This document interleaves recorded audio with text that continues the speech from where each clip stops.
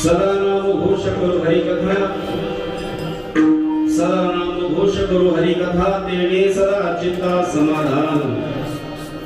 सर्व सुख जालो सर्वालंकार, आनंदे निर्भर डुलतसो, अस्वैसा कोटे आठवची नाही, अस्वैसा कोटे आठवची नाही, देहीच विदेही भुवनशा।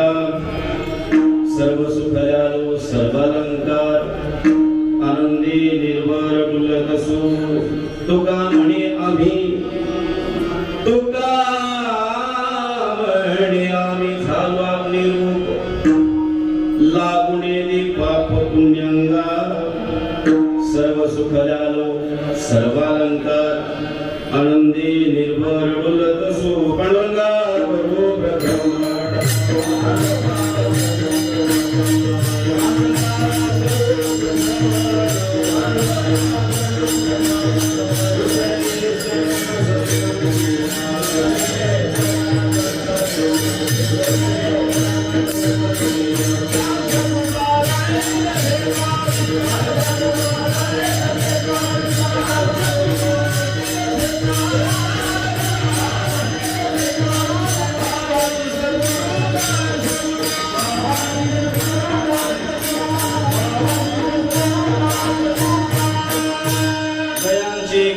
स्मरण होय सकळ विद्यांचे अधिकरण, तेच वंदो श्री चरण श्री गुरूंचे ते नमस्कार होणे आता।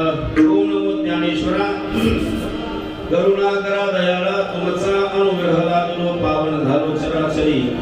मी करा दुसरी काहीच नेरे, बोलतो वचने आधी भाविका, एका जना करी तुमचा दास त्याची अस पूर्वावे। नमो सद्गुरु तुकया ज्ञान दीपा, नमो सद्गुरु सच्चिदानंद रूपा, नमो सद्गुरु भक्त कल्याण मूर्ती, नमो सद्गुरु भास्करा पूर्ण कीर्तियोंतः प्रविश्य भवाची विमान सुता।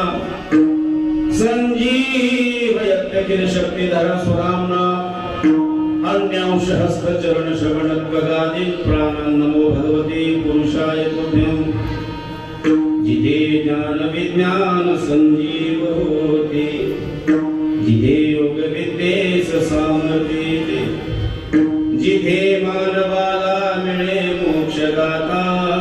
तुझ्या पायरीशी सर्वानुग्र माता, नरे फुल अश्वत्थ वृक्षा साधे, जिथे गीत कवी सवे वेद धारे, तुझ्या शब्द शब्दात सायुज्यनाथा तुझ्या पायरीशी सदानंद माता तुझ्या मंदिरी आत जीवा संतृप्ती तुझ्या दर्शनी लोक स्वानंद घेते श्रुती रंग झाल्या तुझे गीत गाता तुझ्या पायरीशी सदानंद माता श्री हरी ज्ञान देवा मुक्ताई परेशा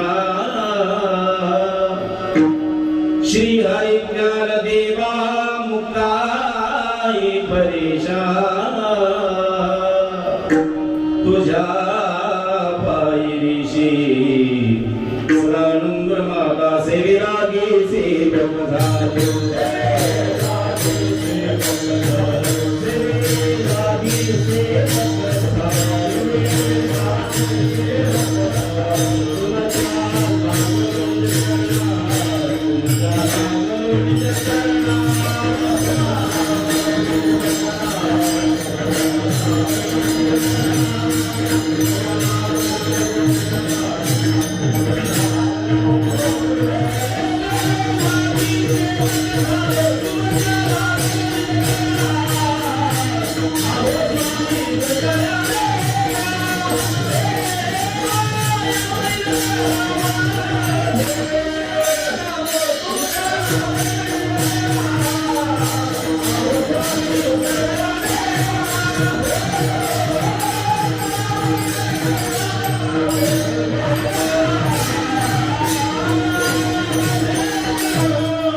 सेवेलागी सेवक राहो तुमच्या लागलो निज चरणा अहो स्वामी तुकया देवा यावरी नकारावा अवेर सदा नाम घोष करो हरि कथा सदा नाम घोष करो हरि कथा तेणे सदा चित्ता समाधान सर्व सुख जालो सर्वालंकार आनंदे निर्भर डोलत असो अनंत कृपा विभूषित संत श्रेष्ठ जगद्गुरु श्री तुकोबांच्या गात्यातील 4 चरणाचा अभंग सेवेकरता निवडलेला आहे। या अभंगातून संत श्रेष्ठ जगद्गुरु श्री तुकोबार आहे भगवान परमात्म्याच्या नामचिंतनाने आमच्या जीवनावरती काय परिणाम झाला किंवा भगवंताच्या नामचिंतनाने आमच्या जीवनामध्ये प्राप्त झालेला जो महालाभ आहे तो महालाभ तुकोबार या अभंगातून प्रगट करतात।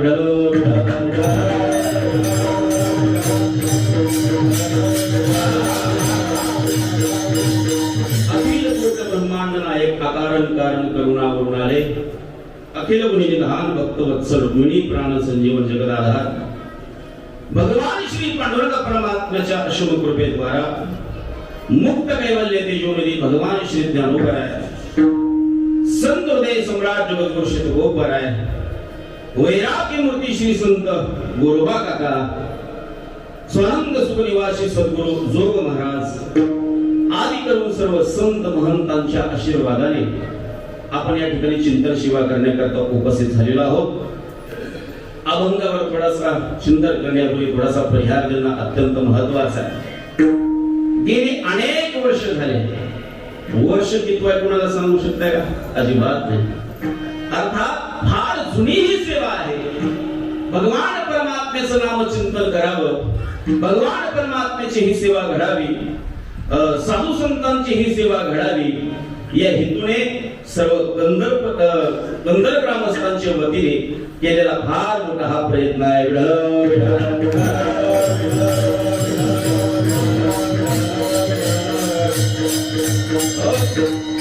या ठिकाणी अनेक वर्षापासून चालत असलेला हा अखंड हरिनाम सप्ताह ग्रंथराज ज्ञानेश्वरी पारायण सोहळा त्याचबरोबर प्रवचन कीर्तन सोहळा भजन आहे सगळ्या साधना आपण या ठिकाणी संपन्न करत आहात आणि अनेक वर्षापासून चालत असलेला हा अखंड हरिनाम सप्ताह आज त्याच्यातला पहिला दिवस आणि सर्वांच्या अंतःकरणामधली एक भावना आहे सगळ्यांच्या अंतःकरणामध्ये ही भावना आहे।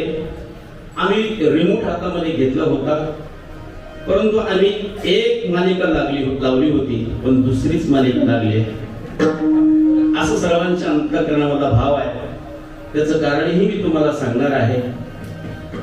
ज्या संस्थेमध्ये मी शिकलो, सद्गुरू जोग महाराज वारकरी शिक्षण संस्था, त्या संस्थेचे विद्यमान अध्यक्ष हरिभक्तीपरायण श्री गुरुवर्य संदीपान महाराज हासेगावकर दादांची ही सेवा होती आणि दादांची सेवा या ठिकाणी होणार होती.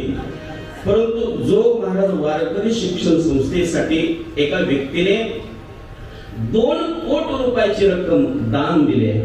2 कोटी रुपयाची, आणि त्याच्यामध्ये अजून 2-3 कोटी रुपये घालून त्या ठिकाणी पंढरपूरला वाळवंटाच्या पलीकडे म्हणजे पुंडलिकरायाच्या समोर त्या ठिकाणी 52 गुंठे संस्थेसाठी त्या ठिकाणी जागा घेतल्यामुळे आणि त्या जागेचं सगळं त्या ठिकाणी नावावर करणं म्हणा, जे काय होतं ते सगळं आज होणार होतं.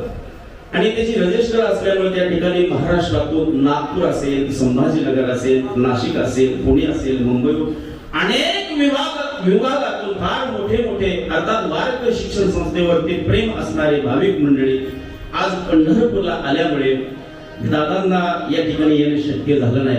दादाच्या जीवनामध्ये असं कधीच होत नाही, सेवा घेतली आहे आणि तिथं दादा गेले नाहीत असं कधीही होत नाही. पण ज्या वेळेला दादांचा संपर्क झाला, दादांनी मला सांगितलं म्हणे तिथं सेवा आहे, तुम्हाला तिथं सेवा जावं लागेल. असं म्हटल्यानंतर दादा तुमच्या जागी जाऊन आम्ही कीर्तन करावं एवढी आमची पात्रता नाहीये, परंतु त्या ठिकाणी दादांची आज्ञामुळे दादांनी सांगितलं की बाबा दादाला मी सांगितलं तुम्ही जा, काय दुपारपर्यंत होईल काम.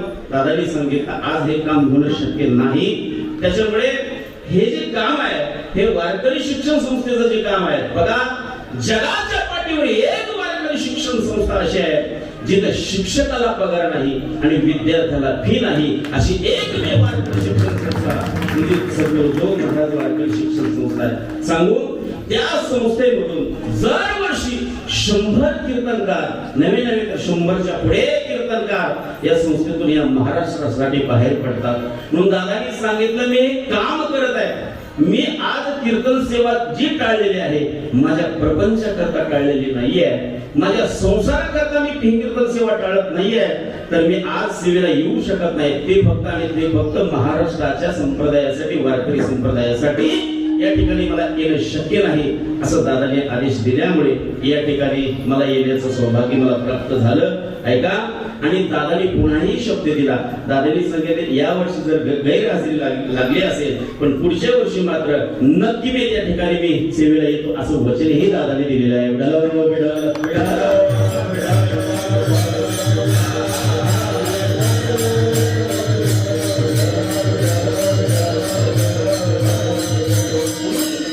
जेवढे कीर्तनाला आलेले सर्व मंडळी आहेत सगळे दादांचं कीर्तन श्रवण करण्याकरता आलेले.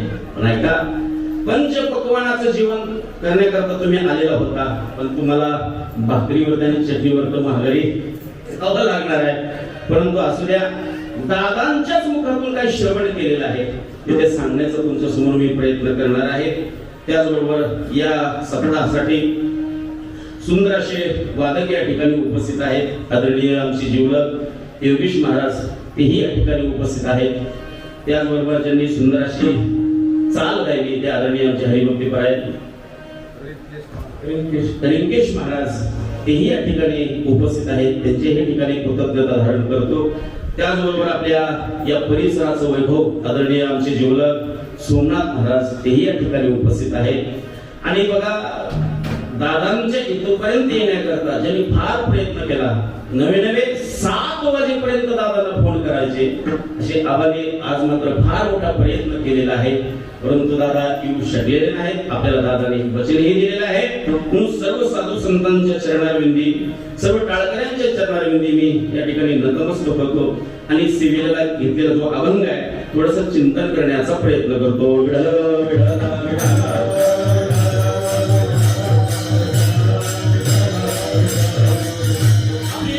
गावाचा विचार केला तर सुजलाम सुफलाम असं एक गाव आहे.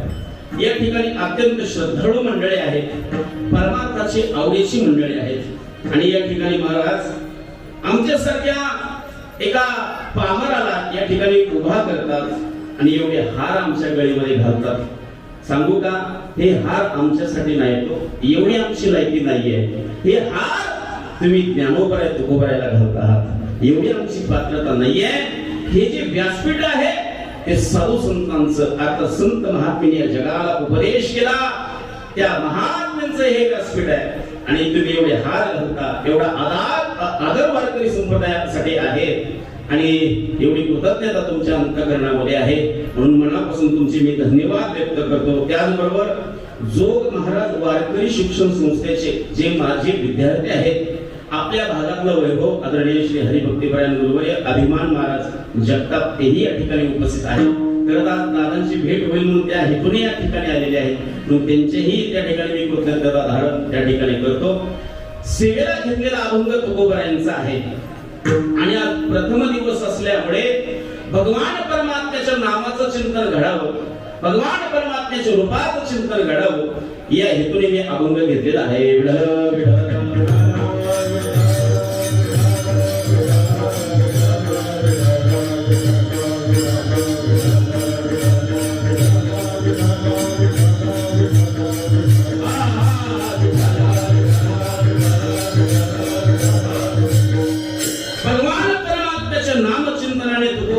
आमच्या जीवनामध्ये काय बदल झाला बघा.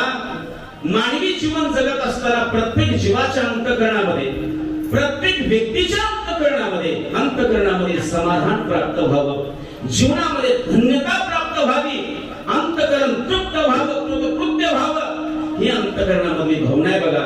त्याच्या पलीकडे सामान्य शब्द जर बघायचा झाला सगळ्यांच्या अंतःकरणामध्ये समाधान प्राप्त व्हावं ही सर्वांच्या अंतःकरणामधली भूमिका आहे बघा. ऐका त्याला शास्त्रामध्ये तृप्ती असं म्हणतात.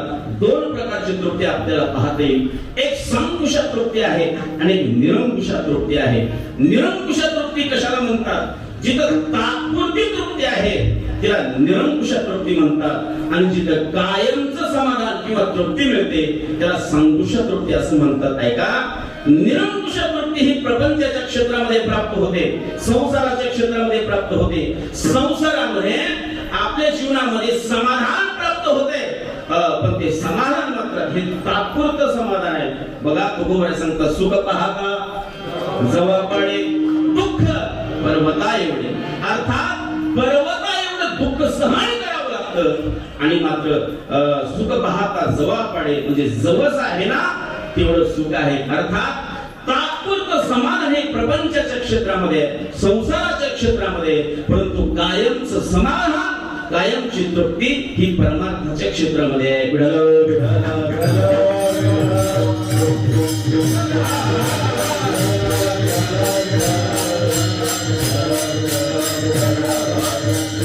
हे समाधान कशाला प्राप्त होईल ऐका कायमचं समाधान हे परमार्थाच्या क्षेत्रामध्ये प्राप्त होते. आता निशिंदिने पाऊल विसावा कुंडलिया धावा दृष्टी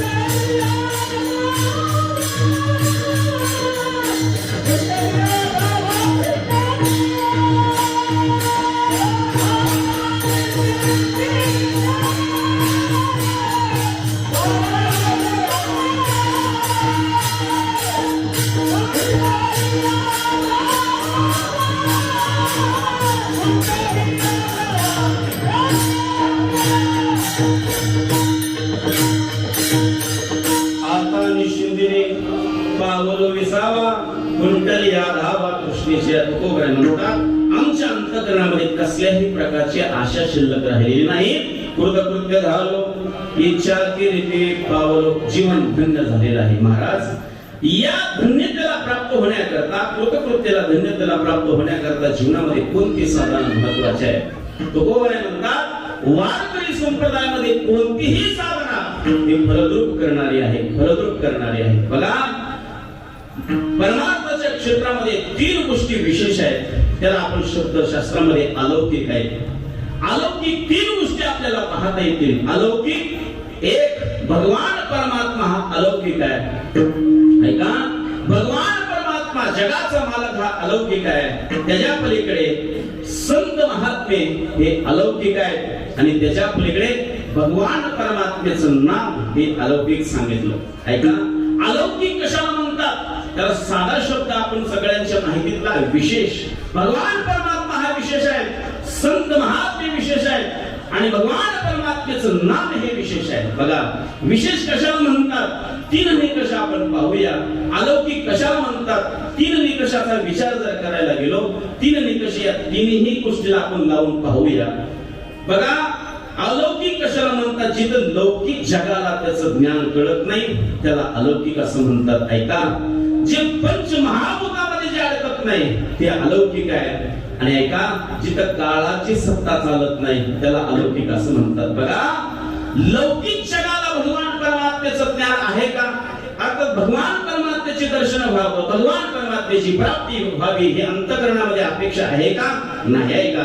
जगद्गुरु तुकोबराय म्हणतात देव घ्या कोणी, देव घ्या कोणी. तुकोबराय म्हणतात देव घ्या कोणी, ऐकाला घर पुसोणी घ्या. परमात्मा ऐकाला घ्या. त्यावेळेला लोक म्हणतात देव न लगे, देव न लगे. ऐका, आम्हाला परमात्म्याचं दर्शन नको आहे, आम्हाला देव नको आहे. हे सामान्य जीवाच्या अंतःकरणामधली भावना आहे. याचा अर्थ असा आहे, पहिला निकष आपण पाहायला गेलो, परमात्मा लौकिक जगाला कळत नाही. लक्षात ठेवा महाराज, ज्या भगवान परमात्म्याने हे विश्व निर्माण केलेलं आहे, जेने हे विश्व निर्मिले, महर्षी देवा संस्थापिले, एक विश्व स्वर्गात धरले सत्ता मात्र आपल्या.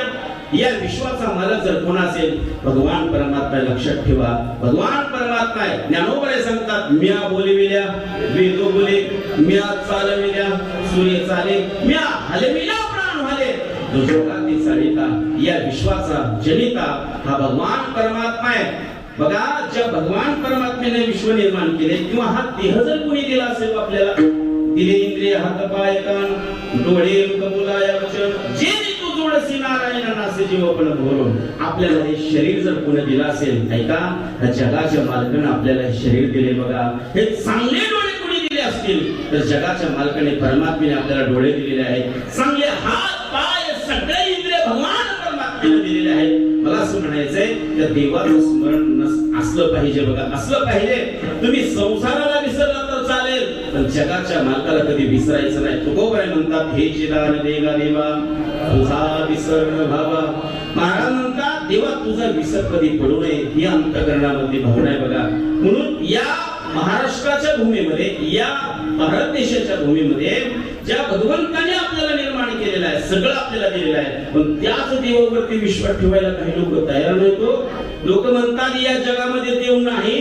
ऐका, देव नाही म्हणतात, फार शोकांतिक आहे. मी सांगू का, एक वाक्य लक्षात ठेवा, देव नाही म्हणायला सुद्धा देवाचीच कृपा, देवाचंच सहाय्य करावं लागतं.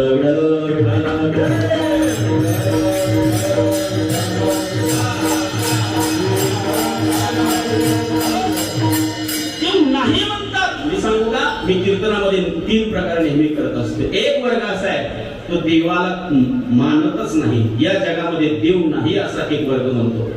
दुसरा वर्ग आहे, देवाला मानतो परंतु सामान्य रूपाने मानतो, म्हणजे मंदिरापुरता तो भक्त मानतो. आणि तिसरा एक वर्ग आहे, देवाला मानत असताना चराचरामध्ये परमात्म्याला पाहतो, विश्वामध्ये परमात्म्याला पाहतो.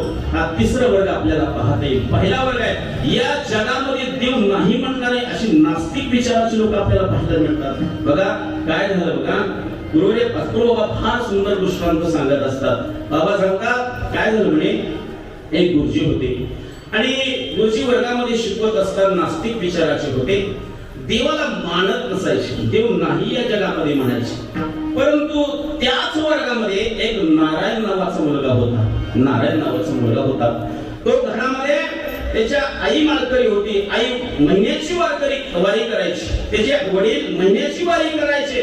घरामध्ये ज्ञानेश्वरी, गाथा, भागवत या सगळ्या संत वाङ्मयाचा अभ्यास घरामध्ये चालायचा. आणि घरामध्ये सांगितलं जायचं, नारायणा, या जगाचा मालक जर कोण असेल, परमात्मा आहे. चाले हे शरीर कोणाचे सत्ते, कोण बोलविते हरिवीन, हे शरीर कोणाचे सत्तेने चालते. नारायणा, हे भगवान परमात्म्याचे सत्तेने चालते असं त्याच्या अंतःकरणामध्ये दृढ भाव निर्माण झालेला होता.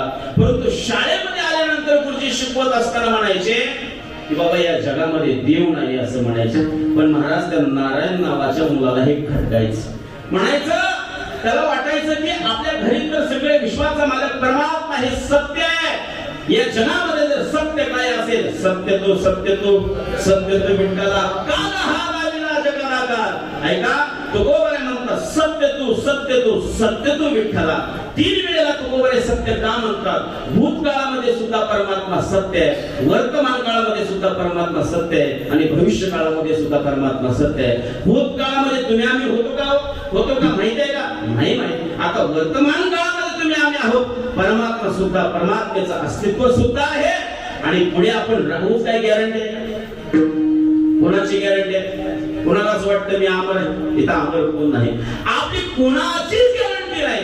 भविष्य काळ आपला नाहीये, परंतु भूतकाळामध्ये सुद्धा परमात्मा आहे, वर्तमान काळामध्ये सुद्धा परमात्मा आहे आणि भविष्य काळामध्ये सुद्धा परमात्मा आहे. म्हणून तुकोबरे म्हणतात सत्य तो विठ्ठला काला हा लाविला जगदाकार. परमात्मा सत्य आहे. मग तो नारायण नावाच्या मुलाला वाटायचं हे गुरुजी खोटं बोलतात, गुरुजी नास्तिक विचाराचे आहेत. पण या गुरुजीला आपण शिकवला पाहिजे, धडा शिकवला पाहिजे. म्हणून एक दिवस तो नारायण नावाचा मुलगा शाळेमध्ये लवकर आला आणि वर्गामध्ये गेला आणि ऑफिसमध्ये 4-5 खडू घेतले आणि वर्गामध्ये गेल्यानंतर त्या फळ्यावरती सुंदर असं गणपतीचं चित्र काढलं आणि आपल्या जागेवरती बसला. शाळा भरली गेली. गुरुजी वर्गामध्ये आले आणि वर्गामध्ये आल्यानंतर हाजरी वगैरे घेतली, सगळं काय झालं आणि गुरुजीचं लक्ष फळ्यावरती गेलं. सुंदर असं गणपतीचं चित्र काढलेलं पाहिलं. गुरुजी म्हणायला लागले अरे वा, अरे कोणी चित्र काढलंय? इतकं सुंदर चित्र कोणी काढलंय? त्यावेळेला प्रत्येकाला गुरुजी विचारायचे काय बाळा वैष्णव, हे बाळा इकडे बघ, हे चित्र तू काढलंय का? तू मुलगा म्हणायचा चित्र मी नाही काढलं गुरुजी. दुसऱ्या मुलाला हे समर्थ, हे चित्र तू काढलंय का? गुरुजी मी चित्र काढलं नाही. प्रत्येक मुलाला विचारलं पण प्रत्येक जणांना सांगलं की मी चित्र काढलं नाही. पण ज्यानं चित्र काढलं होतं त्याचं नाव नारायण होतं. त्या नारायणाला विचारलं नारायणा, हे चित्र तू काढलंय का?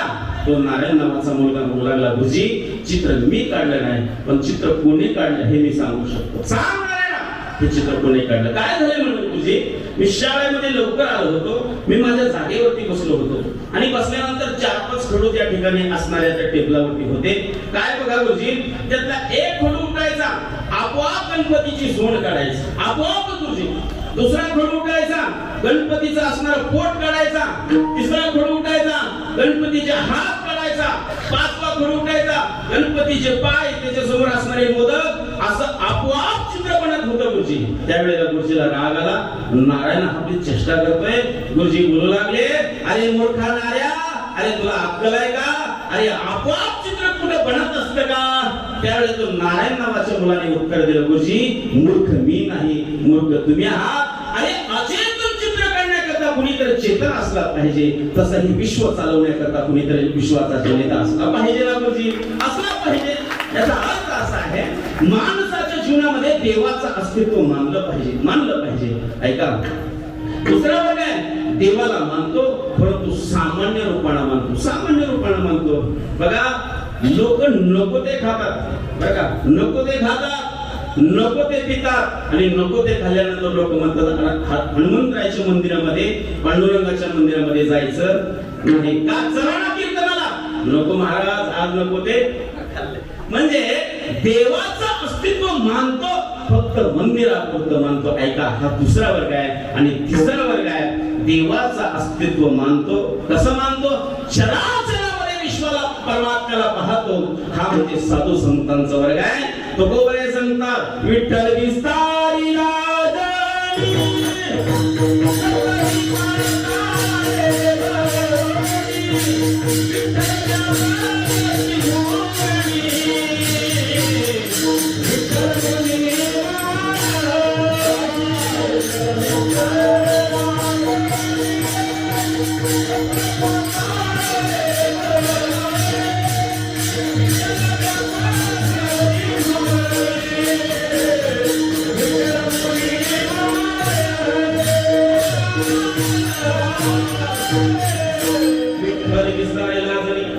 मत्त हे पाकळे भोणी विठ्ठल व्यापक त्रिभुवनी विठ्ठल मुनी मनसे किंवा सर्वागटे राम देहादेही एक सर्व वस्तूमध्ये सर्वांच्या हृदयामध्ये परमात्म्याला पाहतो. हा तिसरा वर्ग आहे बघा. म्हणजे भगवान परमात्म्याचं अस्तित्व या लौकिक जगाला कळत नाही. चला पुढे. परमात्मा अलौकिक आहे, परमात्मा विशेष आहे. का विशेष आहे ऐका. तिथं काळाची सत्ता चालते का? काळाची सत्ता तिथं चालत नाही म्हणून परमात्मा अलौकिक आहे. पंचमहाभूतामध्ये परमात्मा अडकतो का? नाही. आणि ज्या पंचमहाभूताची निर्मिती जगाच्या मालकाने केली आहे ते पंचमहाभूतामध्ये अडकत नाही म्हणून भगवान परमात्मा हा विशेष आहे, अलौकिक आहे. त्याच्या पुढे चला. संत महात्मे अलौकिक आहेत. एक पॉइंट फक्त भगवान संत महात्मे अलौकिक आहेत बघा. 3 निकष आपण पाहूया. पहिला निकष काय? लौकिक जगाला संत महात्म्यांचं विशेषत्व अधिकार माहित नाही म्हणून लौकिक जगाला संत कळतात का? कळत नाही. ऐका.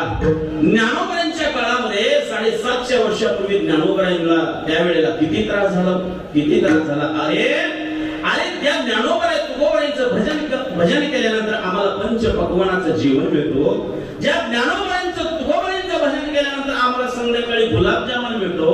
आणि त्या ज्ञानोबरांच्या काळामध्ये ज्ञानोबराला मधुकरी मागायला गेल्यानंतर झोळीमध्ये कुणी माती टाकावी, कुणी शेण टाकावा, एवढा त्रास ज्ञानोबराला दिला. लक्षात ठेवा. ज्ञानोबरांचं विशेषत्व, ज्ञानोबरांचा अधिकार, ज्ञानोबरांचं अलौकिकत्व त्या ठिकाणी जगाला कळलं नाही. लौकिक जगाला साधू संतांचं महत्व कळत नाही. संत महात्मे अलौकिक आहे. ऐका.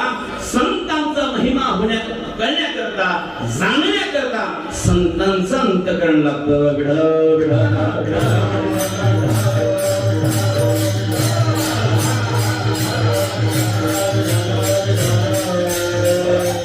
संतांचं विशेषत्व कळण्याकरता, अलौकिकत्व कळण्याकरता संत व्हावं लागतं. ऐका. म्हणून लौकिक जगाला संत महात्म्यांचं विशेषत्व, अलौकिकत्व कळत नाही. ऐका. तुकोबरांचं चरित्र पाहू. तुकोबरांना किती त्रास लोकांनी दिला. अरे तुकोबरांची गाढवावर बसून मिरवणूक काढावी तुकोबरांची. त्यावेळेला तुकोबराला विचारलं, का हो तुकोबरा, गाढवावर तुम्हाला बसवलेलं आहे, तुमची मिरवणूक काढली जाते. त्यावेळेला तुकोबरा म्हणतात, अरे भल्या माणसा, अरे तुम्हाला हे गाढव दिसतंय, आमच्या करता हे गाढव नाही, आमच्या करता हे घोडा आहे. म्हटलं हे तुकोबरांची भावना आहे. तुकोबरा म्हणतात हे आमच्यासाठी गाढव नसून हे आमच्यासाठी घोडा आहे. तरी सुद्धा तुकोबराने जगाच्या कल्याण, संतांच्या विभूती, देह प्रश्नविधी प्रकारे हे संतांचं अंतःकरण आहे. जास्त विस्तार करणार नाही. लौकिक जगाला कळत नाही म्हणून संत विशेष आहेत. दुसरा निकष लावला. काळावर सत्ता संत महात्म्यांची आहे. काळ्याचा ताब्यामध्ये तुम्ही आम्ही आहोत. संत महात्मे काळाच्या ताब्यामध्ये नाही. बघा. काळ गुलाम सलाम करी तुकया घरी राबतो, किंवा तुका म्हणे काळ आता करू न शके बळ, तुम्ही संभाळले संती भय निरसरी कंती. अर्थात काळावरच्या महात्म्याने विजय मिळवलेला आहे. ज्या साधू संत महात्म्याने विजय मिळवलेला आहे म्हणून संत महात्मे विशेष आहेत. संत महात्मे अलौकिक आहेत. हे दुसरा निकष पाहिला. आणि तिसरा निकष आपण पाहिला. पंचमहाभूतामध्ये संत महात्मे अडकत नाही. या पंचमहाभूतावर त्या साधू संतांनी विजय मिळवलेला आहे म्हणून संतांचं जीवन हे विशेष आहे.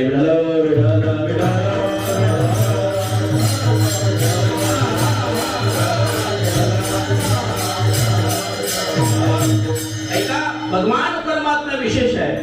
देवरूप संत विशेष आहे. आणि तिसरे विशेष मी सांगितलं. काय सांगितलं? देवाचं नाम हे विशेष आहे. भगवान परमात्म्याचं नाम हे अलौकिक आहे. ऐका. आता संत महात्म्याला जे 3 निकष लावले, देवाला जे निकष लावले, ते निकष आपण या नामचिंतनाला लावूया, नामाला लावूया. ऐका. भगवान परमात्म्याच्या नामाचं विशेषत्व, भगवान परमात्म्याच्या नामाचं अलौकिकत्व जगाला कळालं का? नाही कळालं. म्हणून तर तुकोबरा म्हणतात, लागून या पाया विनवितो तुम्हाला, करे टाळे बोला मुखीना. तुकोबराने बाबा तुमच्या मी पाया पडतो, बाबा पाया पडतो. देवाचं नामचिंतन करा, संत महात्म्यांचं चिंतन करा. भगवंताचं नाम अलौकिक आहे, विशेष आहे. देवाचं नामचिंतन करा. तुकोबराने पाया पडून सांगावं. हाकारुणी सांगे तुका नाम घेता राहू नका. तुकोबराने हाकारुणी सांगावं, तरी सुद्धा लोक नाम घ्यायला तयार नाही. कीर्तनकार 2 तास बोंबलून सांगतो पण लोक नाव घेत विठ्ठल विठ्ठल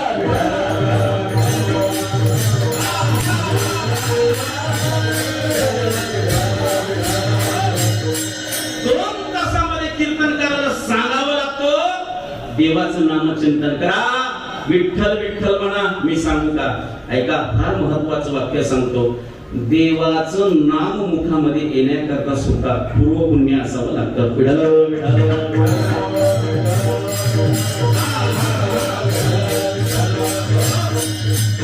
सुकृताची जोडी मनोमनी विठ्ठली आवडी. पूर्व पुण्य शिवाय मुखामध्ये नाम येत नाही. म्हणून तुकोबरायांनी हातारुणी सांगितलं का, नाम घेता राहू नका. नाहीच जग ऐकणा गेलं, लोक ऐकणा गेल्यानंतर तुकोबरायांनी खालच्या पातळीला येऊन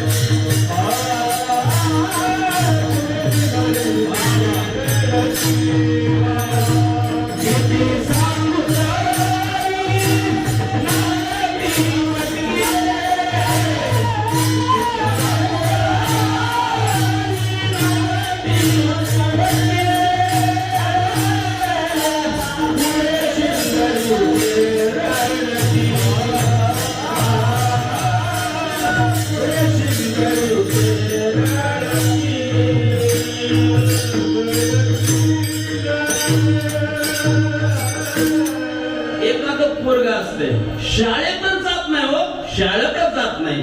त्याला गोड बोलून त्याचा बाप सांगतो, बाबा या पाया पडतो, जा शाळेमध्ये, जा शाळेमध्ये. पण तो महाराज शाळेमध्ये जाण्याचं नाटक करतो आणि केळीच्या बागेमध्ये जाऊन बसतो. शाळेमध्ये जात नाही आणि मग बाप रागावतो आणि त्याला शिव्या देतो, जा तू शाळेत गेलं पाहिजे. अनेक प्रकारच्या शिव्या देतो. तसं तुकोबराय हे जग ऐकणा गेलं. तुम्ही भगवंताचं नामचिंतन करा असं म्हणत असताना सुद्धा लोक नाम घेत नाही. म्हणून तुकोबरायांना खालच्या पातळीला यावं लागलं. माझा महत्वाचा मुद्दा आहे, लौकिक जगाला भगवंताचं नामाचं विशेषत्व कळालं नाही. ऐका बरं, त्याच्या पुढे दुसरा निकष लावला. ऐका, कोणता निकष आहे? इथं या नामावरती काळाची सत्ता चालते का? काळाची सत्ता चालत नाही. ऐका, भगवान परमात्म्याचं नाम आहे, तिथं काळाची सत्ता चालत नाही. हा दुसरा निकष लावला. आणि तिसरा निकष आपण पाहूया. पंचमहाभूतामध्ये जे नाम अडकत नाही, म्हणून भगवंताचं नाम विशेषत्व आहे. पृथ्वी, तेज, आप, आकाश आणि वायू या पंचमहाभूतामध्ये पृथ्वी, तेज, आप, वायू याच्यापेक्षा विशेष काय आहे? या 4 पंचमहाभूतापेक्षा सुद्धा व्यापक असणारं जर काय असेल तर ते आकाश. आकाश हे कसं आहे? व्यापक आहे. पण आमचे ज्ञानोबराय सांगतात, अरे ते आकाशापेक्षा विशेष गगनाहुनी वाढ.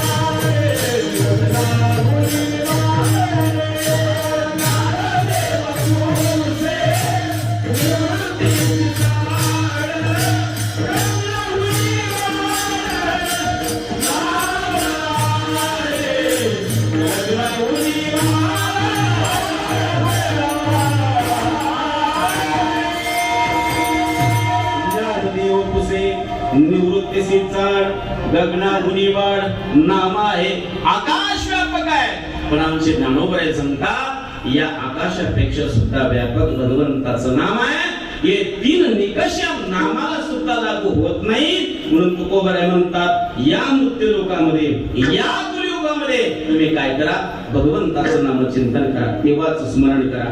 काही साधकांनी महाराजांना प्रश्न विचारला, महाराज काहो तुम्हाला काय कळते का? सारखं त्या देवाचं नाव घ्यायला लावता, देवाचं नामचिंतन करायला लावता, सारखं देवाचं स्मरण करायला सांगता, काय विशेष आहे देवाच्या नामामध्ये? त्यावेळेस तुकोबाराय सांगतात, या भगवान परमात्म्याचं नामचिंतन का करायचं? या मृत्यू लोकामध्ये, या कलियुगामध्ये देवापर्यंत जाण्याचं साधन, निश्चित साधन जर या मृत्यू लोकामध्ये काय असेल तर ते भगवंताचं नाम आहे. गायनाची वाही डाळी साधन करी उत्तम आणि सोपं साधन जर देवापर्यंत जाण्याचं जर काय असेल तर ते देवाचं नाम आहे. तुकोबाराय सांगतात, बघा शास्त्रकार सांगतात प्रत्येक युगातली साधना भिन्न भिन्न सांगितली. कृते ध्यायतो विष्णू त्रेतायाम यजतो मध्ये द्वापारी परिचर्यानाम कलौतद हरि कीर्तना. कृतयुगातला आयुष्य मर्यादा विशेष आहे, साधना भिन्न आहे. द्वापर युगातली आयुष्य मर्यादा विशेष आहे, साधना भिन्न आहे. त्रेतयुगातली साधना भिन्न आहे, आयुष्य मर्यादा सुद्धा विशेष आहे. पण या मृत्यू लोकामध्ये, या कलियुगामध्ये माणसाचं आयुष्य जर पाहिलं किती आयुष्य आहे? अल्प आयुष्य, मानवी देह, शतकनिरी देह, अर्धरात्र काय, मध्ये बालत्व पीडा रोगक्षय काय भजन असे उरले ते पाहे का? ऐका, माणसाचं आयुष्य किती आहे या कलियुगामध्ये? आता वर्तमान काळाचा विचार केला तर बघा, पूर्वी लोक 105 वर्ष जगायचे, 110 वर्ष जगायचे. आताचा जर विचार केला, आमचा जो काळ आहे, आमचा आयुष्य मर्यादा 100 पर्यंत कधी जाणारच नाही. 75 सुद्धा होणार नाही, झाली तर 50 होईल. 50च्या पुढे 55, 60, 65 याच्या पुढे आपली गॅरंटी नाही. तुकोबाराय म्हणतात आयुष्य मर्यादा कमी आहे. मग कमी आयुष्यामध्ये देवाचं जर प्राप्ती करायची असेल, मग सोपं साधन म्हणजे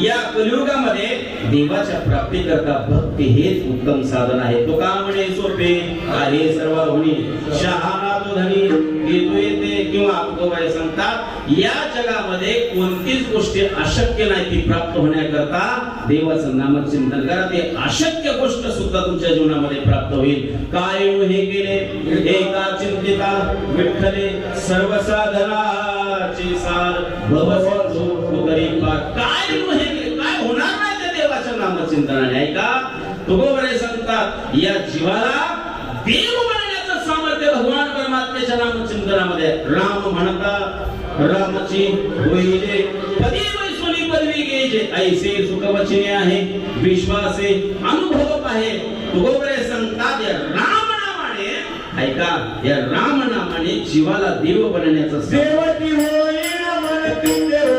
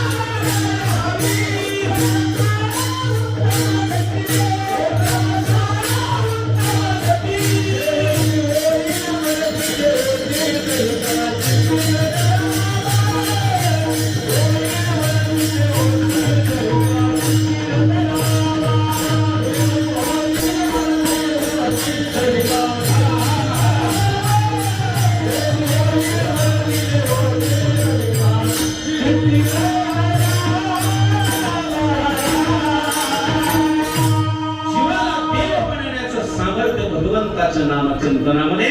म्हणून तुम्ही नामचिंतनाचा स्वीकार करा. ऐका, नाम संकीर्तन साधन पै सोपे, परिणाम जळतील पापे जन्मांतरीचे. ऐका, तुकोबराय सांगतात भगवंताच्या नामाने पाप काय होतील, जळून जातील. काय म्हणतात, किती गोड शब्द तुकोबराय वापरतात, जळून जातील. का म्हणतात, तुकोबराय निघून जातील असं म्हणत नाही, कारण निघून गेलेली पाप पुन्हा वाहुकडीनं माघारी येतील. तुकोबराय म्हणले निघून नाही, जळून जातील. जळाल्यावर पुन्हा येण्याचा काय प्रश्न आहे. हे सामर्थ्य देवाच्या नामचिंतनामध्ये. ऐका, देवाच्या नामचिंतनाचं सामर्थ्य. ऐका, नरगती सायास जावे मनांतरा. देवाच्या नामचिंतनाने बघा, गुरुवर्य संदीपन असे लोक दादांच्या मुखातलंच एक वाक्य सांगतो, फार महत्वाचं वाक्य आहे. या भक्तीचं सामर्थ्य काय आहे. भक्ताच्या जीवनामध्ये, साधकाच्या जीवनामध्ये आपण देवाकडे जाणं, आपण देवाकडे जाणं हा परमार्थातला पुरुषार्थ नाही. ऐका बरं, आपण देवाकडे जाणं हा परमार्थाच्या क्षेत्रात पुरुषार्थ नाही. जगाच्या मालकाने त्या साधकाकडे, भक्ताकडे येणं हा परमार्थातला पुरुषार्थ सांगितला. ऐका, तुकोबराय सांगतात सुखी तो घरा नारायण. तुकोबराय सांगतात जगाचा मालक त्याच्याकडे येत असतो, फक्त आपली साधना परिपक्व झाली पाहिजे. मग महाराजांना विचारलं, महाराज ते नामचिंतन कसं करायचं, कुठं जायचं. ठाईच वैसोनी करा एक चित्त, आवडी अनंत आळवा रामकृष्ण हरी विठ्ठल केशवा, मंत्र हा जपावा सर्व काळ. तुकोबराय सांगतात जिथं असाल तिथं तुम्ही परमात्म्याचं नामचिंतन करा. कामामध्ये काम, काही म्हणा राम राम. ऐका, कोणतेही काम करत असाल, हाताने काम करायचंय पण तोंडाने काम करायचंय का, मग तोंडाने काय करायचं, देवाचं नामचिंतन करायचं. महाराज ज्ञानोबा म्हणतात या नामचिंतनाचा परिणाम हरिमुखे म्हणा, हरिमुखे म्हणा, पुण्याची गणना कोण करी. सर्वांना प्रमाण पाठ आहे, देवाच्या नामचिंतने पुण्याची गणना कोण करी.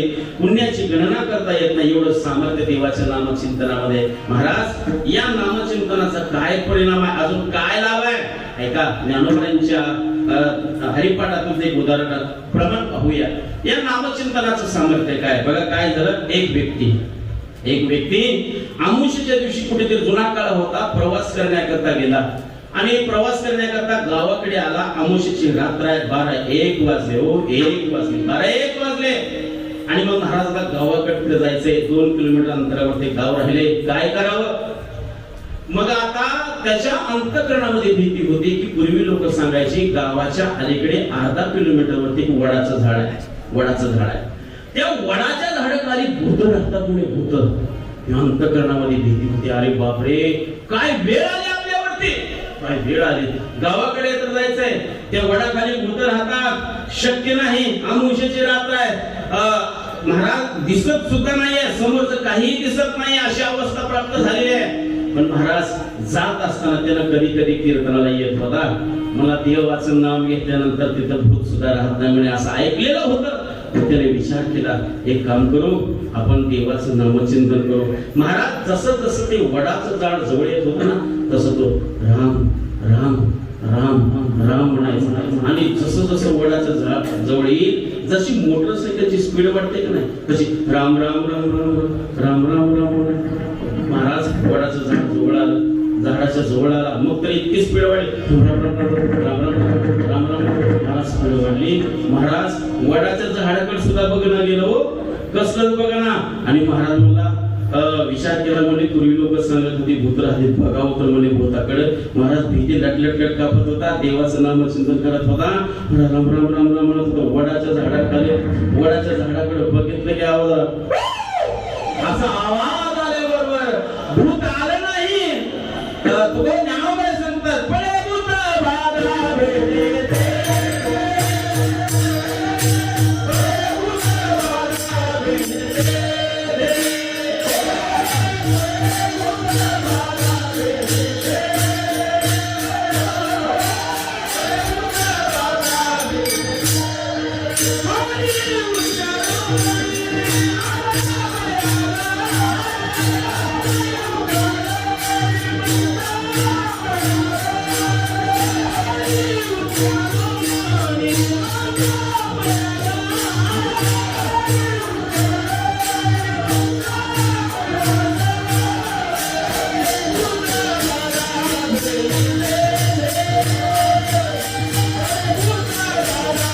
उच्चारुणी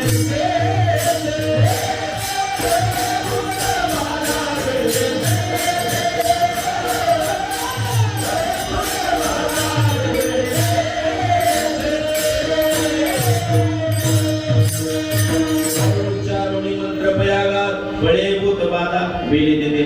भूताची सुद्धा त्या देवाच्या नामचिंतनापाशी येण्याची ताकद नाही.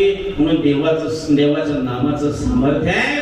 म्हणून तुकोबराय म्हणतात तुम्ही नामचिंतन करा. महाराज गाऊ महाराज नामचिंतन करा तुम्ही म्हणता. पण एक प्रश्न असा आहे, तुमच्या आयुष्यामध्ये प्रपंचाची जर अवस्था पाहिली, संसाराची अवस्था पाहिली, तर संसाराच्या क्षेत्रामध्ये तुमच्या जीवनामध्ये फार प्रतिकूलता आहे. अरे तुकोबरायांची एक पत्नी अन्न करता व्हिडिओ. खरं तर सांगू का, तुकोबरायांची प्रतिकूल अवस्था आहे देवाच्या प्राप्तीकरता तुकोबरायांनी करून घेतलेली आहे. पण जगद्गुरु तुकोबराय इतके श्रीमंत संत या जगाच्या पाठीवर दुसरे कोणच नाही. ऐका, 450 वर्षापूर्वी 65 लाखाची जहागिरी आमच्या जगद्गुरु तुकोबरायांची. किती? 65 लाखाची जहागिरी. लक्षात ठेवा. आता गणित तुमच्या तुम्ही करा. 450 वर्षापूर्वी. पुढे सांगू, या महाराष्ट्रामध्ये ऐका बरं, या महाराष्ट्रामध्ये जर पहिली कर्जमाफी कुणी केली असेल तर कोणत्या पक्षानं नाही, पहिली कर्जमाफी आमच्या जगद्गुरु तुकोबरायांनी केली. अरे कर्जाच्या सगळ्या बाहेर आमच्या जगद्गुरु तुकोबरायांनी इंद्रायणीमध्ये बुडवून टाकले. लक्षात ठेवा. हे तुकोबरायांचं वैभव आहे. पण तुकोबरायांनी देवाच्या प्राप्तीकरता सगळी प्रतिकूल अवस्था झालेली आहे. तुकोबराय सांगतात आमची संसाराची अवस्था कशी आहे. आम्ही सदैव सुडेके जवळ येता जाऊ पुढे भीती कुत्री घराला कधी. तुकोबराय म्हणतात आम्ही जर कीर्तनाला गेलो आमच्या घराला चोराची भीती नाही, कारण आमची घर कुत्री राखलेली म्हणे. एवढी आमची प्रतिकूल अवस्था आहे. तरी सुद्धा तुकोबराय म्हणतात बरे झाले देवा निघाले दिवाळी, बरी या दुष्काळी पिढा केली, बरे झाले देवा बाईल कर्कशा. तुकोबरायांची पत्नी म्हणजे दुसरी पत्नी कर्कश होती, भांडकुदळी होती. ऐका, तुकोबराय म्हणतात बरं झालं देवा बायको भांडकुदळी भेटली. बायको भांडकुदळी म्हणून तर देवाला यायला मजा आहे म्हणे. बाबा बायको जर गोड बोलणारी असते तर घरीच बसलो. म्हणजे तुमच्या अंतकरणामध्ये असा भाव ठेवू नका हे जेवढे टाळकरी आहेत कीर्तनकार ह्याच्या बायका भांडकुदळी आहेत असं काय मनामध्ये भाव धारण करू नका. माझा सांगण्याचा हेतू इतकाच आहे, तुकोबरायांची सगळी प्रतिकूलता अवस्था आहे. तुकोबराय म्हणतात बरं झालं देवा, बरं झालं. महाराज काही साधकांनी प्रश्न केला, महाराज एवढी प्रतिकूलता आहे पण तुमच्या चेहऱ्यावरती समाधान फार विशेष आहे हो. तुमच्या चेहऱ्यावरती काय प्रसन्नता आहे. तुकोबरायांनी ही प्रसन्नतेचं कारण काय हो, काय असं सांगा. मी सांगू का, माणसाच्या जीवनामध्ये समाधान, माणसाच्या जीवनामध्ये प्रसन्नता पैशाने विकत घेता येत नसते हो. पैशाने समाधान विकत घेता येत नाहीये. पैशाने तुमच्या जीवनामध्ये प्रसन्नता विकत घेता येत नाही. प्रसन्नते करता, समाधान करता तुम्हाला परमार्थाच्या क्षेत्राचा स्वीकार करावा लागेल. भगवंताच्या नामचिंतनाचा स्वीकार करावा लागेल. तुकोबरायला असं विचारल्यानंतर महाराज या समाधानाचं उत्तर काय आहे, या प्रसन्नतेचं काय कारण आहे, असं कारण विचारल्यानंतर तुकोबराय म्हणतात आमच्या चित्तामध्ये नेहमी भगवंताच्या नामाचा परिणाम, नेहमी समाधान अभंगाचं पहिल्याचं.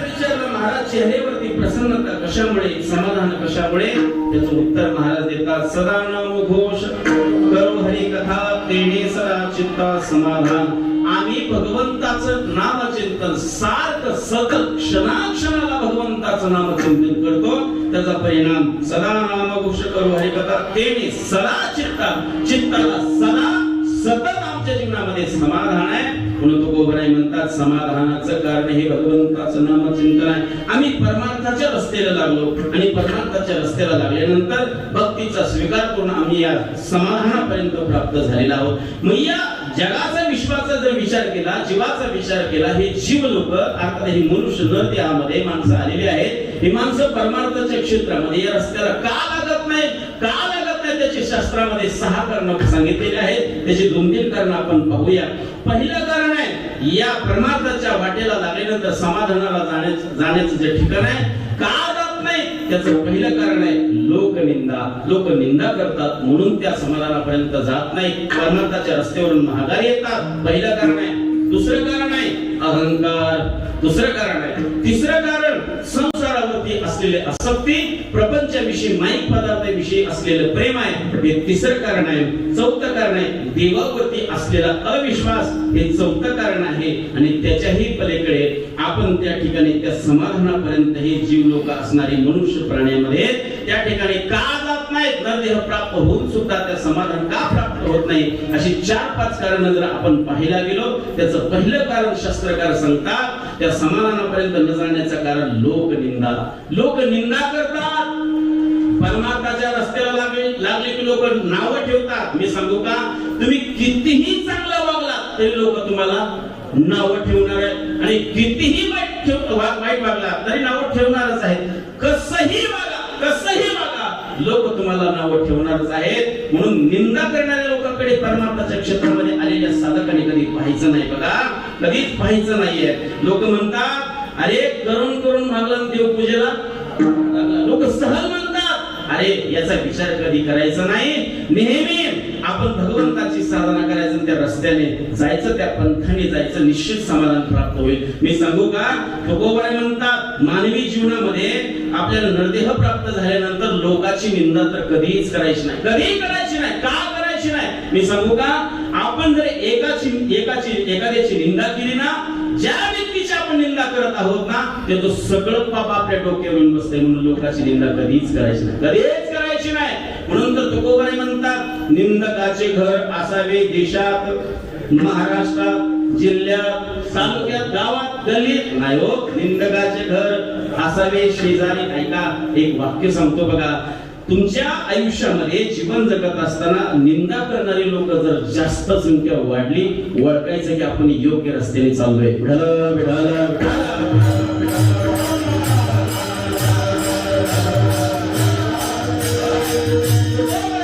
निंदी कुणी मारी वंदी कुणी पूजा करी मज हेही नाही मज तेही नाही वेगळा तोही वासोनी आमची कुणी निंदा केली तरी आम्हाला फरक पडत नाही आम्हाला दुःख वाटत नाही आमची स्तुती केली तरी आम्हाला आनंद वाटत नाही बघा आपलं जीवन कसं आहे एखाद्याने स्तुती केली ना वा वा वा वा किती तुमचं चांगलं आहे स्तुती केली लोकांना अभिमान वाटतो कॉलर टाईट होते आणि तिथं जर तुम्हाला काय तुमचं अवघड आहे असं जर म्हटलं त्याला राग येतो सहजासहजी राग येतो पण तुकोबराय म्हणतात निंदा आणि स्तुतीच्या पलीकडे आमचं जीवन पोहोचलेलं आहे याचा अर्थ असा आहे परमार्थाच्या पदावर माघारी काय येतो पहिलं कारण आहे निंदेला कधी घाबरायचं नाही बघा लोक गल्लीमध्ये बसून तंबाखू खात देशाच्या पंतप्रधानाची निंदा करतात एवढी आपली लायकी नसताना सुद्धा त्याची त्या ठिकाणी निंदा करतो आपली पात्रता काय त्यांची पात्रता काय तुम्ही असं मनामध्ये घर निर्माण करू नका महाराज भाजप पक्षाचा आहे अजिबात नाही बाबा मी सगळ्या पक्षाचा आहे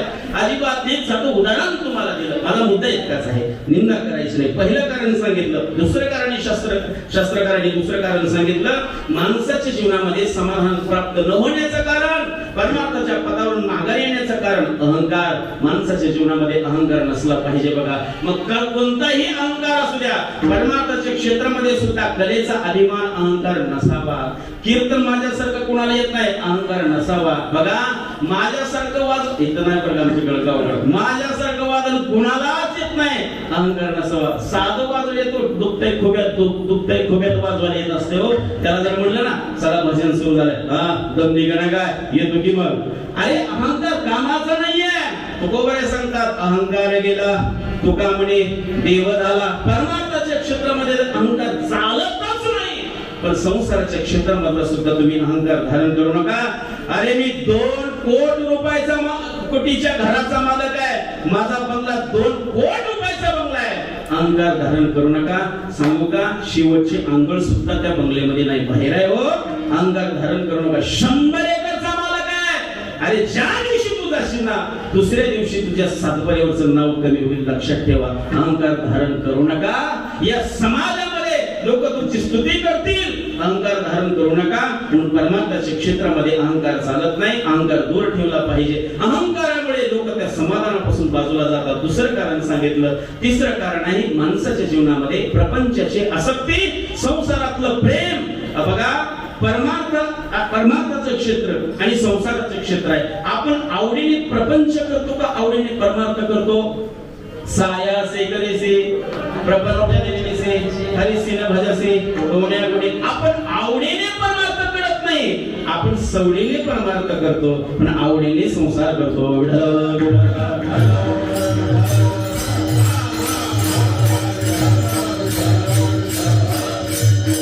म्हणून तुकोबरे सांगतात आवडी निरंतर हेची ध्यान सुंदर ते ध्यान उभे विटेवरी करकटावरी ठेवूनिया तुषार गळा कसे पितांबर. आवडे निरंतर. तुकोबरे म्हणतात माझ्या अंतःकरणामध्ये परमार्थाची आवड निरंतर आहे. म्हणून संसाराविषयी महत्व ठेवायचं नाही, कारण संसार लक्षात ठेवा हे माईक आहे. माईक पदार्थाविषयी तुम्ही जर आसक्ती ठेवली ना त्या ठिकाणी तुमच्या जीवनामध्ये दुःख प्राप्त झाल्याशिवाय राहणार नाही. तिसरं कारण सांगितलं असणारी संसाराची आसक्ती, प्रपंचावरचं प्रेम, आणि चौथं कारण सांगितलं देवावरचा असलेला अविश्वास. देवावरती विश्वास ठेवा आणि भगवंताचं नामचिंतन करा. म्हणून तुकोबराय सांगतात मी या परमार्थाच्या पथाला लागलो, लोकांच्या निंदेला मी घाबरलो नाही. का? बघा गाथेमध्ये एक अभंगच आहे. ऐसा हा लौकिक कदा राखविना पतित पावना देवराया. जग कसं आहे हा सगळा अभंग तुम्ही आता गाथेमध्ये पाहून घ्या. आपल्याला वेळ थोडीशी राहिलेली आहे, 10 मिनिटांमध्ये आपली सेवा समाप्त करायची आहे. त्याच्यामुळे आपल्याला आता सगळे प्रमाण मी सांगत बसत नाही. महाराज म्हणतात या सगळ्या कारणामुळे आम्हाला निंदेचंही काय वाटत नाही. आम्हाला आता प्रपंचाविषयी त्या ठिकाणी आवड राहिलेली नाही. आमच्या जीवनामध्ये अहंकार नष्ट झालेला आहे आणि आमचं प्रेम त्या देवावरती जडल्यामुळे आणि त्या देवाच्या नामचिंतनावरती जडल्यामुळे सदा नाम घोष करू हरी कथा तेने सरा चित्ता समाधान. महाराज म्हणतात त्या नामचिंतनाने आम्ही अलौकिक अलंकार धारण केले. अभंगाचं दुसरं चरण.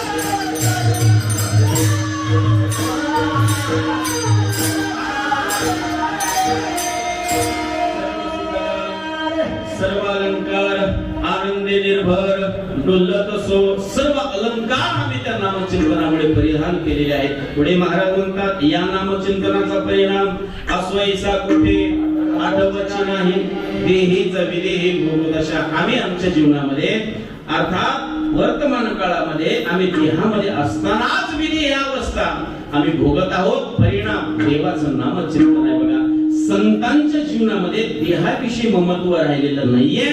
विषय तो त्यांचा झाला नारायण नावडे जनधन माता पिता. संतांचं ममत्व या शरीरावरती राहिलेलं नाहीये. शरीरावरती प्रेम नसतं. बघा आपलं या शरीरावरती या नासक्या पंचमहाभूतापासून या बनलेल्या शरीरावरती किती प्रेम असतो. आपलं किती प्रेम आहे, किती प्रेम आहे. अरे रोज आम्ही दाढी करतो, रोज आम्ही दाढी करतो. तुम्ही ज्या सकाळी दाढी केली की केस म्हणतात कुठवर गेला. आम्ही या देहाला किती नटवतो. नाशिवंत देह जाणार सकळ आयुष्य खातो काळ सावधान हे शरीर संपणार आहे. नाशच्या शरीराला आम्ही जे नष्ट होणाऱ्या शरीराला आम्ही किती नटवतो. ज्या संस्थेमध्ये मी शिकलो ना विठ्ठल बाबा नेहमी म्हणायचे बाबा या शरीराला तुम्ही कितीही पावडर लावली कितीही फेर लावली. महिला मंडळी तर जास्त प्रमाणात फेर लावली. एक महाराजाच्या मुखातून विनोदन ऐकलं फेर लावली म्हणजे काय तर अमेरिकेतल्या माणसाच्या शिंगुड्या. माझ्या पदाचं नाही बघा मी ऐकलेलं सांगितलं करायचं त्या तुमच्या तुम्ही पाहून घ्या. ऐका एवढा पण या शरीराला नटवतो. आमचे गुरुवर एक कोटी करायचे हो सुंदर कोटी करायची. किती जरी लावला लक्ष काय म्हणायचे किती जरी लावला लक्ष हे मातीत होणार आहे मिक्स आणि एक ठरलेला आहे फिक्स.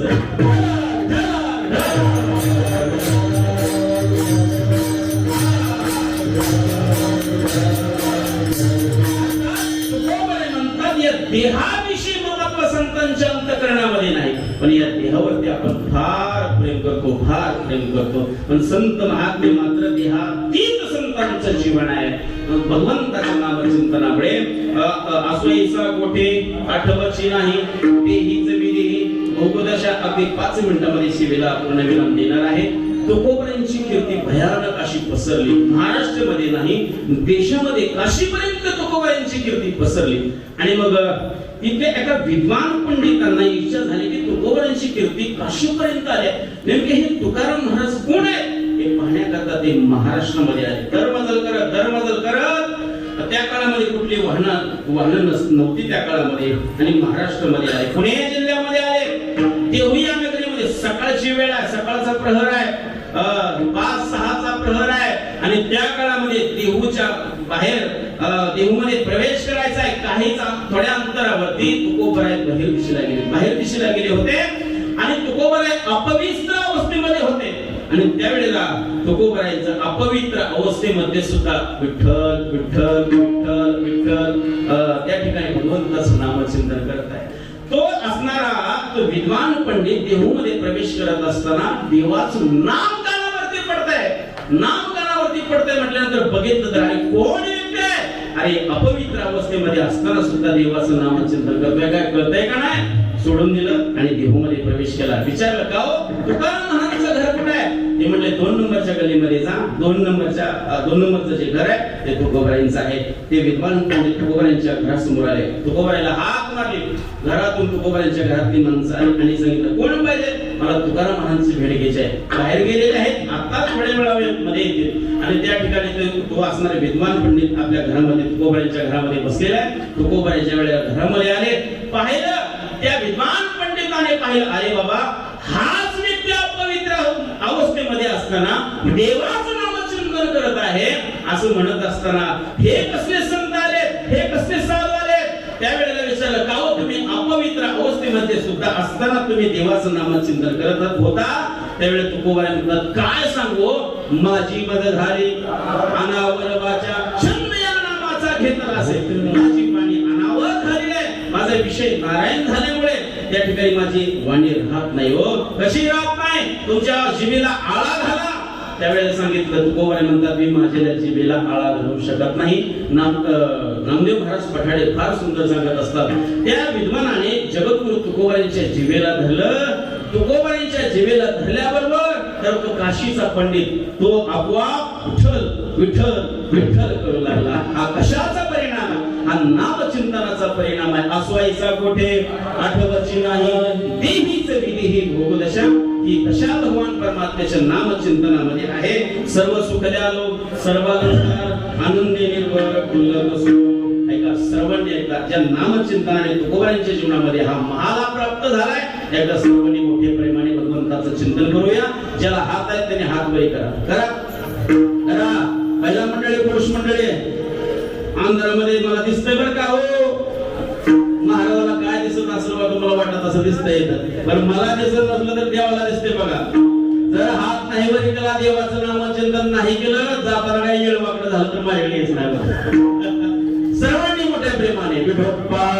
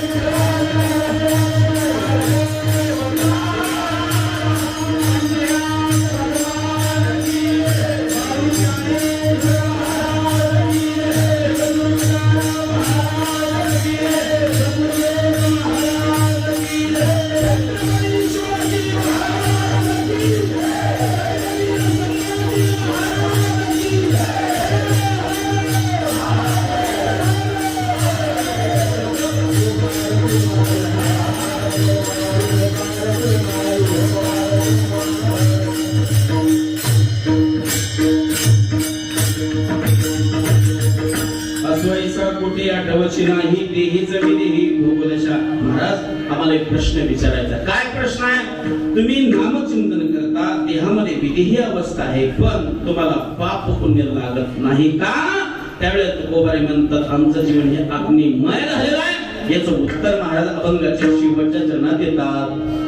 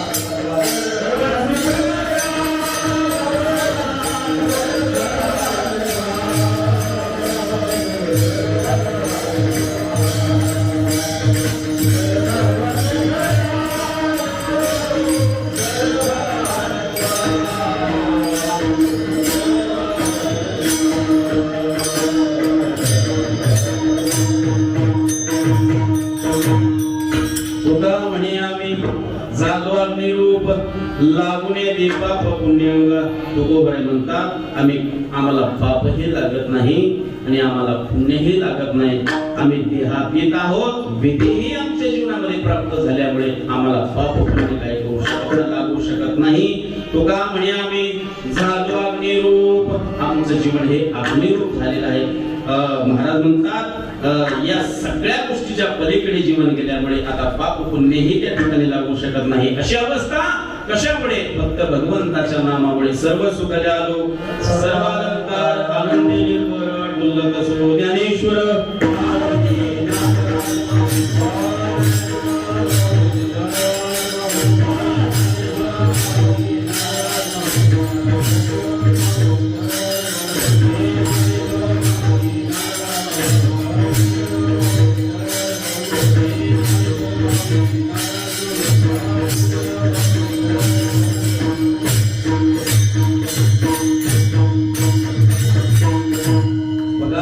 कीर्तनाला आल्यानंतर आपण भगवंताचं नामचिंतन केलं पाहिजे.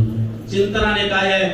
बरं, संतांच्या चिंतनाचा परिणाम पुण्यवंत व्हावे गीता सज्जनाची नावे. ऐका, आपल्याला तुकोबाईंचं भजन करायचं. तुकोबाईंच्या भजनाने काय होईल? ऐका, तुकोबाईंच्या भजनाने त्या ठिकाणी तुका म्हणे पापे जाती संताची जपे पाप नष्ट होतं आणि पुण्य प्राप्त होतं. म्हणून चिंतन केलं पाहिजे.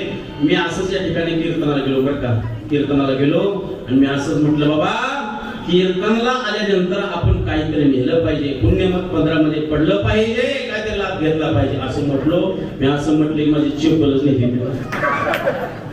म्हणून माझी चप्पल मी गाडीमध्ये ठेवत असतो. विनोदाचा भाग सोडून द्या. या संतांच्या चिंतनाने पुण्य प्राप्त होणार आहे. निर्भय अवस्था जीवनामध्ये प्राप्त होत असल्यामुळे एकदा सर्वांनी तुकोबाईंचं भजन.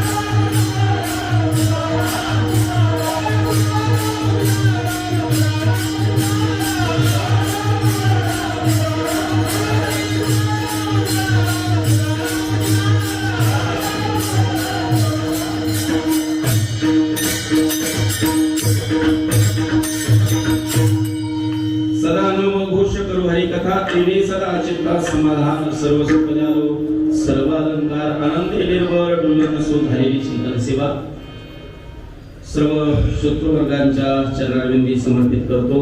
सर्व टाळकऱ्यांच्या चरणारविंदी सेवा समर्पित करतो. ज्ञानोबा तुकोबारायांच्या चरणारविंदी ज्या संस्थेमध्ये मी शिकलो, काही गुरुवरांच्या मुखातून जे श्रवण केलेलं आहे, सद्गुरु जोग महाराज वारकर शिक्षण संस्था, त्या संस्थेतील सर्व गुरुवरांच्या चरणारविंदी ही सेवा समर्पित करतो. बोलता बोलता एखादा माझा चुकीचा शब्द मुखातून गेला असेल, तो माझा बुद्धीचा दोष आहे.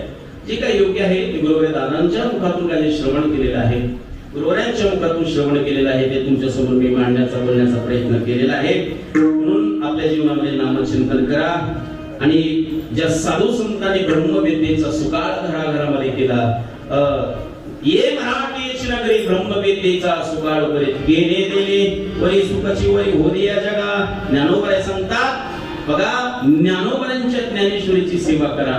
फळ काय आहे? भाव धरुणिया वाचे ज्ञानेश्वरी कृपा करी हरी तयावरी. तुम्ही भाव धरून ज्ञानोबांच्या ज्ञानेश्वरीची सेवा करा. ज्ञानोबांची कृपा झाल्याशिवाय होणार नाही, लक्षात ठेवा. रोज कमीत कमी माणसाच्या जीवनामध्ये आंघोळ झाली की कमीत कमी ज्ञानेश्वरीतल्या 50 तरी वेळा आपल्या जीवनामध्ये वाचल्या पाहिजेत बघा. वाचल्या पाहिजे. एक वाक्य सांगतो, वाचाल तर वाचाल वाचाल तर वाचाल. तुकोबारांचे 5 अभंग तरी आपण थोडे वाचले पाहिजेत बघा. नियम असला पाहिजे. आंघोळ झाले की संत वाङ्मयाचं वाचन केलं पाहिजे. नियम असला पाहिजे. काय लोक नियम तर पाळतच नाहीत. कमीत कमी माणसाच्या जीवनामध्ये आंघोळीचा तर नियम असावा. लोक पारुसूत चहा पिती हा येऊ द्या चहा ऐका, परंतु जीवनामध्ये नियम असला पाहिजे. संत वाङ्मय स्वीकारा. तुमचे जीवन उद्धार झाल्याशिवाय राहत नाही बघा. गुरुवर्य उदय बाबा सांगत असतात, तुकोबारांची गाथा बुडवली होती बघा. गाथा बुडवली होती. त्या गाथ्याला दगड बांधली होती आणि इंद्रायणीमध्ये बुडवली होती बघा. जडी दगडा सहित वया कालिया जैसा लाया. तुकोबारांची गाथा तर तरलीच हो, पण तुकोबारांच्या गाथेबरोबर ती दगड सुद्धा तरली हो. कोणती दगड तरली? कोणती दगड? जी गाथ्याला बांधली होती तीच दगड तरली. इंद्रायणीमध्ये दुसरी दगड नव्हती का? का तरली नाहीत? त्यांनी गाथ्याला बांधून घेतलं नव्हतं आणि नसल्यामुळे ते तरले नाही. तसं आज कीर्तनाला माझ्या सहित बरं, माझ्या सहित जेवढे दगड आलेले आहेत ना, ज्या दगडाला असं वाटतंय ना आपल्या जीवनाचं कल्याण व्हावं, त्यांनी ज्ञानोबा तुकोबारांच्या गाथ्याचा आणि ज्ञानेश्वरीचा स्वीकार करा. उद्धार झाल्याशिवाय राहत नाही. म्हणून त्या साधू संतांच्या चरणारविंदी नतमस्तक होतो बघा. तुम्ही गुरुवारी दादांची सेवा श्रवण करण्याकरता आला होता, परंतु माझी सेवा त्या ठिकाणी तुम्हाला श्रवण करावं लागलं. असू द्या, कोड मानून घ्या. जशी असेल तशी सेवा करण्याचा प्रयत्न केलेला आहे. ते सर्वांविषयी कृतज्ञता धारण करतो आणि माझ्या सेवेला पूर्णविराम देतो. बोला सर आणि त्यावेळी करतो.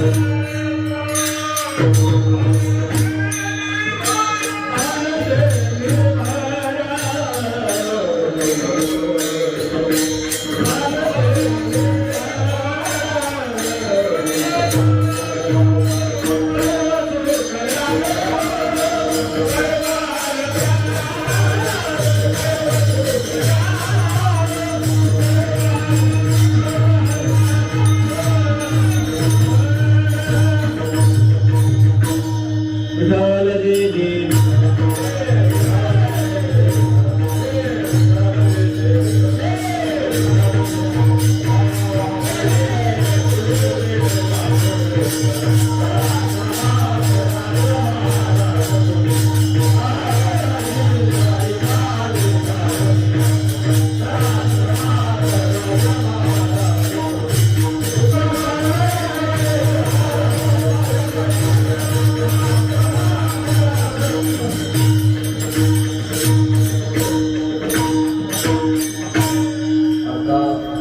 झालेल्या सेवेला प्रमोददादा माने यांनी उत्कृष्ट अशी सेवा केली.